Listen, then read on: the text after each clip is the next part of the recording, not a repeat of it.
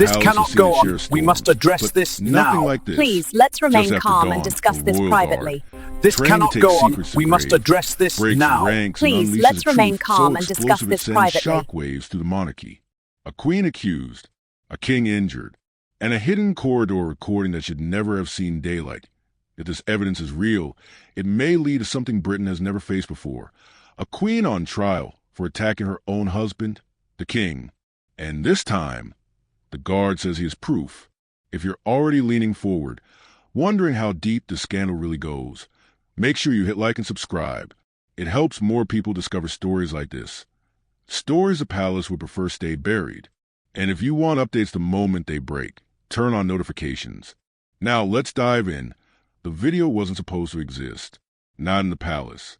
Not in the dead of night. Not on the phone of a man sworn to silence. But there it was. 8 seconds of grainy black and white footage that would tear open the most guarded walls in Britain. A quiet corridor. A pair of shadows.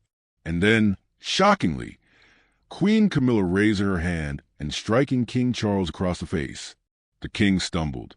The queen froze. 8 seconds and then darkness. 8 seconds that would shake the monarchy more violently than any scandal in decades. And the man who released it wasn't a journalist, a hacker, or a political rival. He was one of the king's own protectors. Sergeant Marcus Flynn. Royal Guard. Decorated. Trusted. Silent. At least until now. Marcus had always known the palace kept its secrets. Every guard learned that on day one. The uniforms weren't just a display. They were armor against truth, a shield for family that lived behind centuries-old stone and even older traditions. Guards weren't meant to think. They weren't meant to question.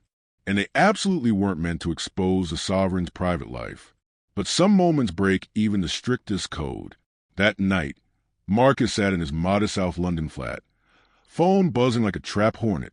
Notifications poured in, news channels, tabloids, unknown numbers, offers, threats. His video had spread across the planet in 6 hours. 40 million views. 40 million people watching the crown's darkest moment. He knew what he'd done, and he knew it could cost him everything. Still, his hands didn't shake from regret, only from the weight of what came next. His phone rang again. Unknown number. For the 20th time. This time he answered. Sergeant Flynn. A crisp voice said, "This is Detective Chief Inspector Sarah Peyton, Metropolitan Police. We need to speak with you immediately." Marcus exhaled slowly, steadying himself. "I know.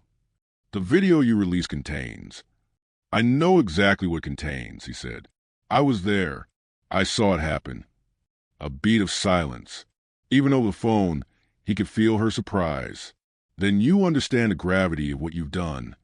"I understand," Marcus replied, "that I watched the Queen assault the king, and I was told to erase the evidence." He paused. "If I obeyed, I'd be complicit. I couldn't live with that." Another long silence. "We're sending officers to your location," DCI Peyton finally said, "for your safety." And questioning. "I'll be here." He hung up and stared at the paused footage on his phone.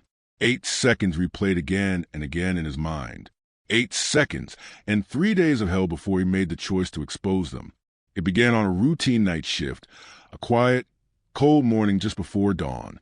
Marcus was walking the palace's long eastern corridor when he heard raised voices. At first, he ignored them. Guards were trained to. Royal arguments were none of their concern. But this time something was different. Charles sounded tense, pleading. Camilla's voice, sharp as glass, cut through the corridor. "You humiliated me in front of the entire cabinet," she snapped. Charles's voice exhausted. "Camilla, please." "I disagree, that's all. You made me look like a fool." Marcus froze. Protocol said keep walking. So he did, but the sound followed him. Then an hour later, he walked into the palace security room and saw something that made his blood go cold.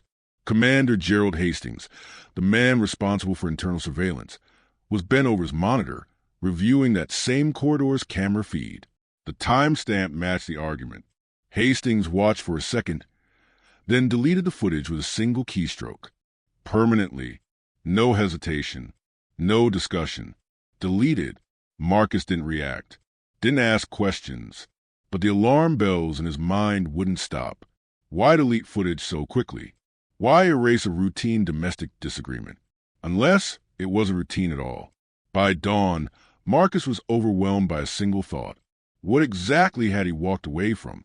1 hour later, while Hastings was in a meeting, Marcus used a backup server, the one no one spoke about but everyone knew existed. Hidden, unlisted, storing early copies of all surveillance before they reached the main system. There, buried between dozens of uneventful clips, he found it. He clicked play. The breath left his lungs. There was the corridor. There were the shadows. And then the Queen, in a flash of fury, striking Charles across the face. Hard. Charles stumbled back, stunned. He wasn't yelling. He wasn't attacking. He was simply trying to calm his wife. The Queen's face changed instantly. Rage to shock. She took a half step back, and then she left him there. Alone. Charles, silent, touched his cheek, straightened his jacket, and walked back into his study as if nothing had happened. Marcus stared at the footage for a full minute. The world had shifted beneath him. He copied the file, saved it, hid it, and for 2 days he drowned in the weight of the truth because he wasn't supposed to act. He wasn't supposed to question. Guards weren't allowed opinions, only obedience. But was he really supposed to ignore a crime just because the victim wore a crown? His superiors made it clear what they expected. Forget the footage.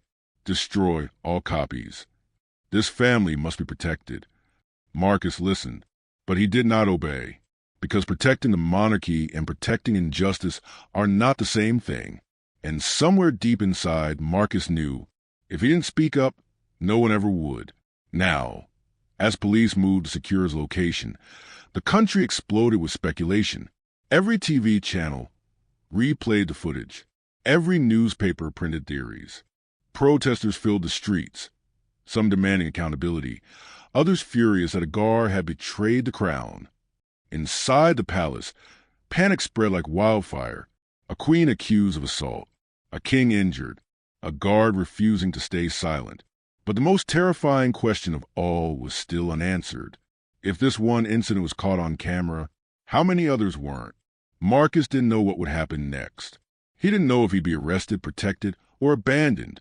He didn't know whether the king would confirm the truth or deny it. But he did know one thing. He had chosen the truth. And whatever storm came next, Britain would face it with him. Buckingham Palace had always been a fortress of power, of legacy, and most importantly, of secrets. Some were whispered behind velvet curtains, others locked away in dusty archives. But the most dangerous ones were the ones everyone saw, yet pretended not to notice. For years, the staff of the royal household had perfected the art of selective perception. A slammed door meant a gust of wind. A raised voice meant a spirited discussion. A bruise meant clumsiness. A tense dinner meant stress from public duties. Everyone saw. No one spoke, because that was the way the palace functioned. But now, with 8 seconds of truth spreading across the world, that silence began to crack. The silence of the staff.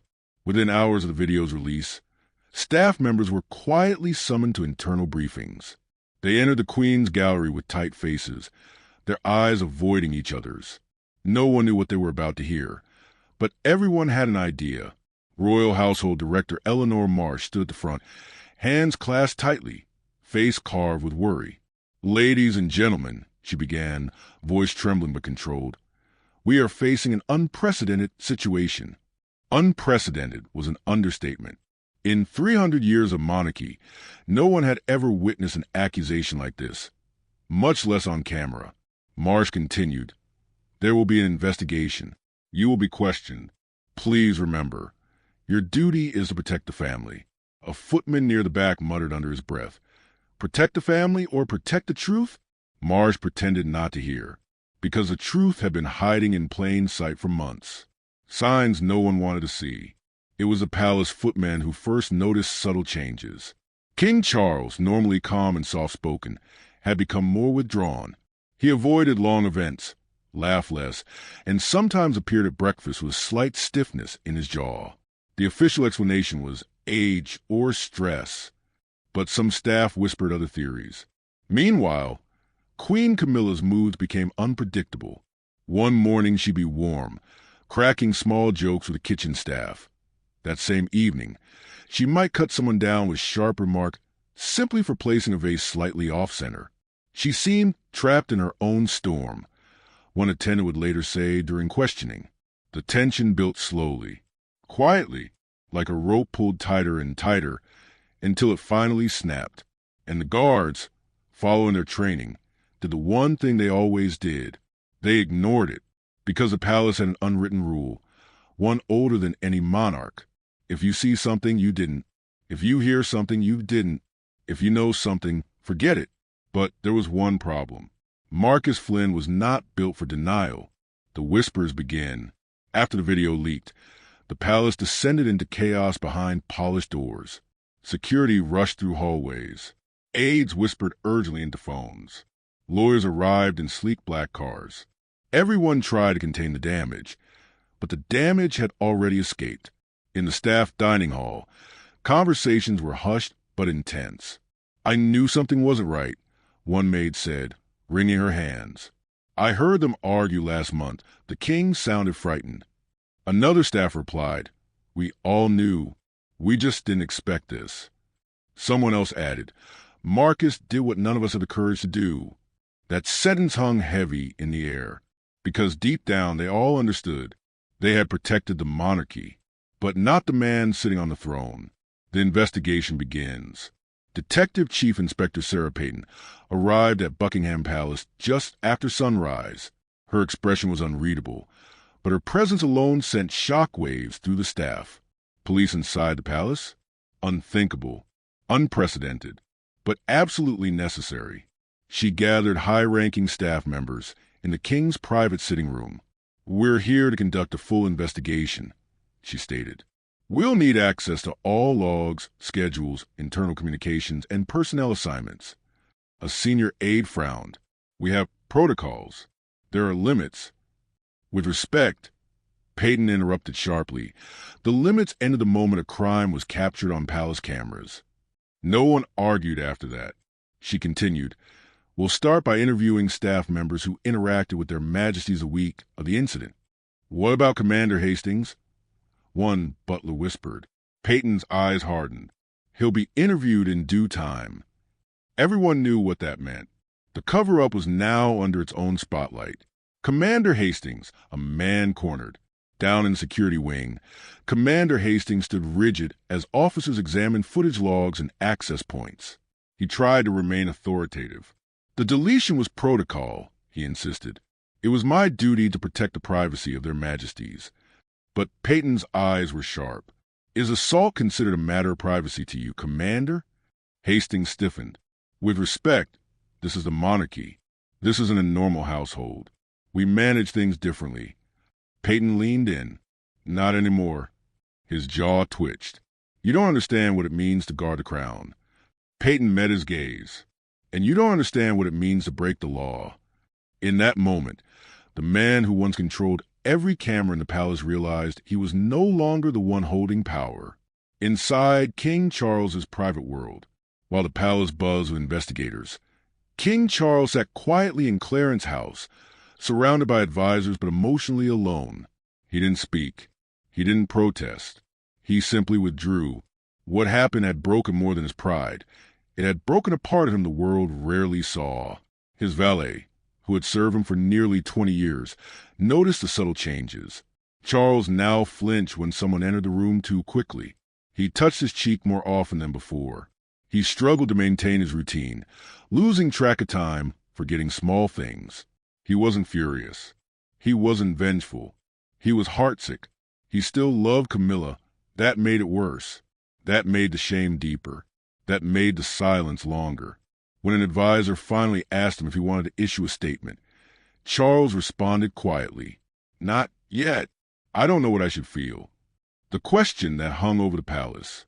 By the second day of the investigation, every staff member, from footmen to private secretaries, felt the same cold question spreading through the halls. If this happened once, had it happened before? Marcus had hinted at it. Charles's withdrawn behavior suggested it. The Queen's temper supported it, but the palace had built its existence on the phrase, "We didn't see anything." Now, they were being forced to look, and the truth was no longer something they could hide behind gilded walls. The pattern emerges. During one interview, a senior housekeeper hesitated before speaking. "There were times," she whispered, "when His Majesty appeared shaken. Once he had a bruise on his wrist. He said he slipped, but he avoided eye contact." A footman added, "I heard shouting last winter. Not normal arguing. Something frightening." A chef commented, "She threw a plate once. Not at him, but near him." We all saw the shards. Piece by piece, the hidden pattern emerged. No one had a full picture, but everyone had seen a fragment. Marcus had been the only one brave, or desperate, enough to turn fragments into truth. And with every testimony gathered, the palace walls felt less like stone and more like glass. The stage set for a storm. By the end of the second day, DCI Peyton had filled an entire folder with statements, inconsistencies, and signs of a worsening pattern no one had dared acknowledge. But she was clear-eyed about one thing. "This isn't a palace issue anymore," she said. "This is a criminal case." The monarchy was about to face something it was never prepared for.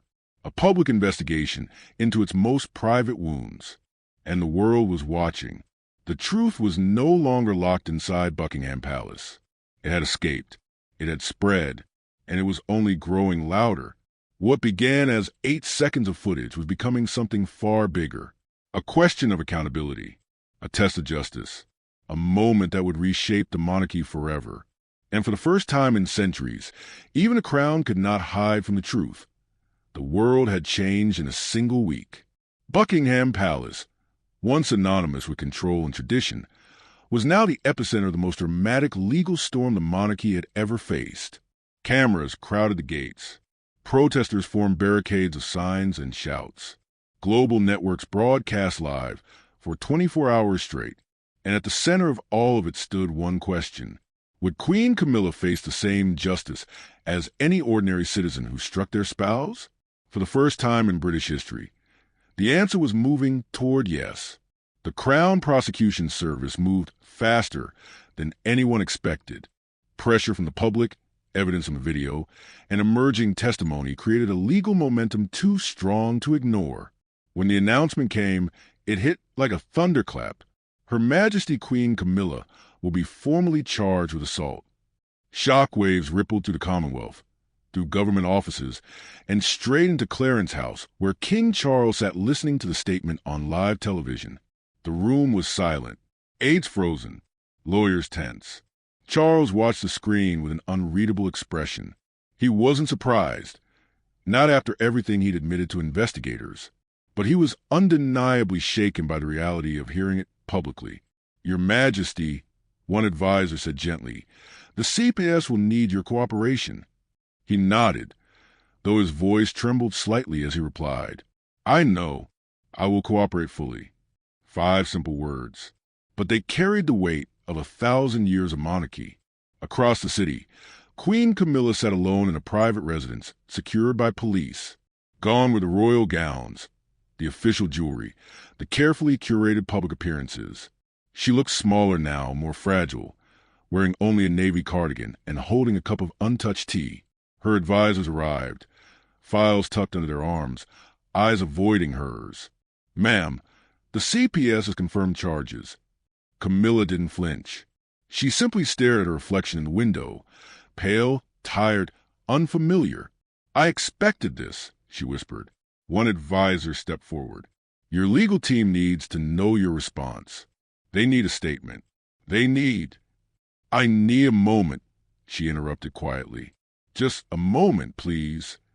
They retreated, leaving her alone with the crushing truth. The Queen of England was now an accused criminal. The courtroom at Westminster Magistrates felt impossibly small on the morning of Camilla's arraignment. Every seat was taken. Reporters squeezed shoulder to shoulder. Cameras clicked like insects. When Queen Camilla entered, wearing a simple navy suit, no crown, no jewels, the room fell into a heavy silence. She didn't hold her head high like a monarch. She didn't break down like a victim. She walked like someone carrying 100 years of shame. The magistrate's voice cut through the tension. Her Majesty Queen Camilla, you are charged with assault by beating. How do you plead? Her lawyer attempted one last effort. Your Honor, we request a closed. Denied, the magistrate snapped. The public interest in this case is overwhelming. Please proceed. Camilla swallowed hard, then spoke. Not guilty. The word sent an electric streak through the room. Not guilty. Not the confession many expected. Not the remorse some demanded. But deep inside, it wasn't denial, it was fear. Fear what a guilty plea would unleash. Fear what the trial would expose. Fear of losing everything she had fought to become. Outside, the reaction was instant. Crowds roared. Signs waved.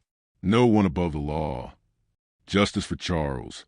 Protect the monarchy. Free the Queen. People were divided. Furious, sympathetic, confused. But no one was indifferent. Inside the palace, aides scrambled to draft statements. Every word was debated, rewritten, discarded. The royals, once untouchable, now moved carefully, knowing every gesture could fuel another headline. Yet the most difficult burden fell on Charles. Because the prosecution had made it clear, the king must testify, and he must do it publicly. Charles's dilemma. When the notice arrived, Charles held the paper in both hands. His fingers trembled, not because he feared the courtroom, but because he feared the emotional toll of testifying against his own wife. His lawyer spoke gently. Sir, your testimony is crucial. Without it, the case collapses. Charles nodded slowly. I understand. And you'll do it? I must, for justice and for truth. But another voice lingered in his mind, a softer voice from years ago, when he and Camilla first found comfort in one another. What does loyalty mean now? What does love mean now? What does a crown demand from a man? He didn't know. He only knew that silence was no longer an option. Preparation for the trial. In the weeks leading up to the trial, London felt like a city holding its breath. Barricades were erected outside the courthouse. Security rehearsed entry routes. Media tents formed a forest of wires and cameras. Public transport prepared for record-breaking traffic. Inside the CPS building, prosecutors built a meticulous timeline. The argument, the strike, the deleted footage, the witnesses, the history, the palace culture of silence. Each piece was a fracture in the monarchy's armor. Meanwhile, Camilla's defense team shaped their own narrative. They emphasized her decades of public service, the immense pressure she faced, the emotional strain, the possibility of mental fatigue. They weren't denying the video, they were contextualizing it. She lost control. One lawyer argued, one moment does not define a life. She is remorseful. She is more human than people realize. Both sides sharpened their blades. But the blade that mattered most belonged to the king. The trial begins. The day the trial opened, a gray winter sky hung over London like a warning. Crowds surrounded the Crown Court building. Protesters clashed verbally, chanting competing messages. Helicopters circled overhead. Security escorted Queen Camilla through a discreet entrance. She moved stiffly, escorted by guards, face drained of color. Marcus Flynn arrived separately under heavy police protection. He kept his head down, but he could feel the weight of millions watching. And then the courtroom doors opened. The trial of Queen Camilla officially began. The prosecution delivered a devastating opening statement. This is not a story about royalty.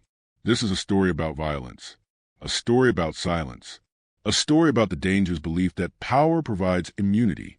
The evidence will show that the defendant struck the king intentionally, that this was not an isolated incident, and that palace staff actively tried to conceal the truth.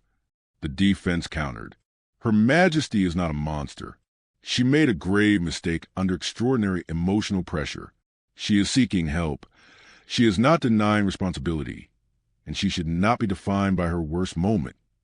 The jury leaned in. Everyone felt it. This trial wasn't only about one incident. It was about the monarchy itself. The crucial witness. When Marcus Flynn took the stand, every reporter pushed forward. The guard who broke the silence. the man who had sacrificed everything to expose the truth. He testified calmly, clearly, without theatrics. He described the night, the argument, the footage, the deletion, the choice he made. When asked why he leaked the video, his answer was simple: because the king couldn't defend himself. And someone had to. The courtroom fell silent. Even Camilla looked down. The king takes a stand. Then came the moment that froze the world. The doors opened. King Charles III entered, wearing a plain suit, no crown, no regalia, just a man facing something unspeakably painful. He swore the oath. He sat. He breathed. And then, with the eyes of the world upon him, he began to speak.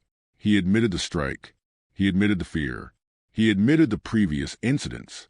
He admitted the shame.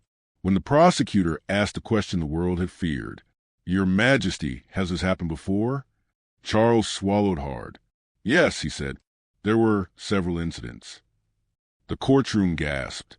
Reporters typed frantically. Camilla closed her eyes.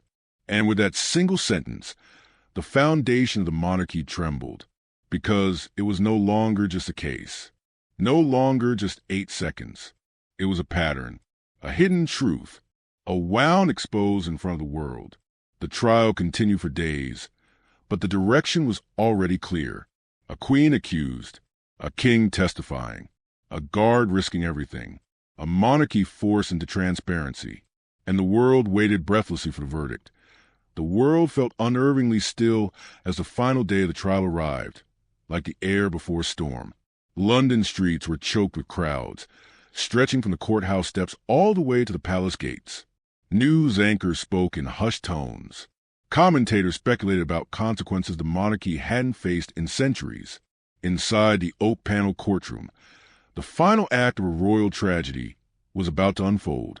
Queen Camilla sat in the defendant's seat, hands clasped so tightly her knuckles were white. King Charles sat several rows behind her, flanked by advisors. He looked older, more fragile, but strangely calmer, as if truth, no matter how painful, had lifted a burden he had carried alone for far too long.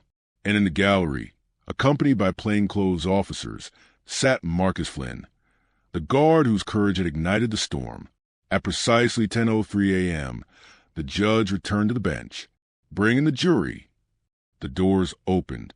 12 ordinary men and women filed into their seats. Not one of them looked at Camilla. The judge leaned forward.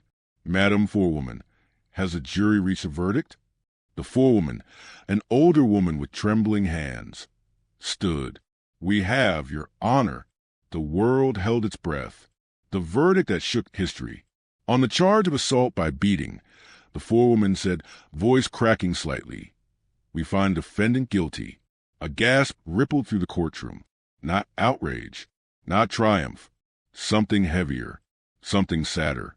Camilla didn't move, didn't cry, didn't look shocked. She simply closed her eyes and exhaled. This was the moment she had feared, and also the moment she had expected. Charles lowered his head, tears pooling in his eyes. Not tears of anger, not even tears of shame, but grief, deep, unfiltered grief for the woman he loved, for the marriage they had broken, for the institution now forced to confront its reflection. Reporters flooded out of the courtroom. Phones buzzed with alerts. Across the world, screens flashed the same headline: Queen Camilla found guilty. The monarchy had crossed a line from which it could never return. The sentencing, a decision no one saw coming. 2 weeks later, Camilla returned to court for sentencing. London was quieter now. Still tense, still watching, but less chaotic. A nation exhausted by weeks of revelations. Camilla stepped into the courtroom, wearing a simple gray suit. She looked smaller, softer, almost ghost-like. Her lawyer sat beside her, shuffling notes with strained hands. The judge, solemn and steady, delivered a speech that would be replayed on every major network. This court has weighed not only the evidence but also the context. Your Majesty committed an act of assault, one seen by millions. You allowed evidence to be destroyed. You benefited from silence and power. Camilla's eyes glistened, but she held her composure. However, the judge continued, you have expressed genuine remorse. You have accepted responsibility. You have started therapy, and you are committed to rehabilitation." He paused. The room felt cold. "This court sentences you to 12 months in custody, suspended for 2 years, along with 200 hours of community service, mandatory therapy, and a restraining order prohibiting contact with His Majesty unless he initiates it. A suspended sentence. Not prison, but also not freedom." Camilla lowered her head. She wasn't relieved. She wasn't triumphant. She simply looked broken. Yet there was something else too, a faint, trembling acceptance, a recognition that accountability, though painful, was necessary. The monarchy itself had been forced to bow before the law. The world reacts. As Camilla left the courtroom, the world's reaction was immediate and divided. She deserved more. She's already suffered enough. This is a turning point for domestic violence victims. This is the end of the monarchy. But something unexpected began happening. Survivors, men and women, started speaking out across the country. One man said, "If the king can admit he was abused, so can I." A woman wrote online, "Seeing Camilla held accountable gives me hope for my daughter's safety." Domestic violence hotlines reported a surge in calls. Shelters reported an increase in walk-ins. For the first time, the monarchy's pain had sparked something meaningful: honesty. Camilla's statement, a queen's lowest moment. That same evening, Camilla released a handwritten statement. It went viral instantly. "I accept the court's decision. I accept my guilt. I accept the consequences of my actions. To my husband, I am profoundly sorry. To the public, I am ashamed. To any victim of domestic violence, I urge you, speak out. And to any abuser, seek help before you destroy the people you love." It wasn't perfect. It wasn't polished. It was human, and because of that, many believed her. Charles calls Marcus. That night, Charles dialed a number he had been given weeks earlier. "Mr. Flynn," he said gently, "thank you." Marcus was stunned. "Sir, I don't know what to say." "You saved me," Charles said. "No king should need saving. But I did, and you did what I could not." Marcus swallowed hard. "I only did what was right." Charles replied softly, "You did more than right. You did brave." It was a private moment, a simple exchange, but one that would stay with both men forever. 6 months later, a changed world. The monarchy did not crumble, but it was not the same. Charles continued his reign with quiet dignity, more open, more honest, more human. He began speaking at domestic violence charities. He visited shelters. He discussed his own experience not with sensationalism but with purpose. "Abuse," he said in one speech, "thrives in silence. And silence, even in a palace, is deadly." People listened. The approval ratings that once wavered rose again, not because Charles was perfect, but because he was real. Camilla's path of redemption. Camilla did her community service quietly. No cameras, no press. She spent her hours at a women's shelter, cleaning, cooking, listening, sometimes crying with strangers. She continued therapy diligently. She kept out of the public eye. She and Charles had not spoken since the restraining order. She respected that. She didn't expect forgiveness. She only hoped one day to deserve it. The meeting.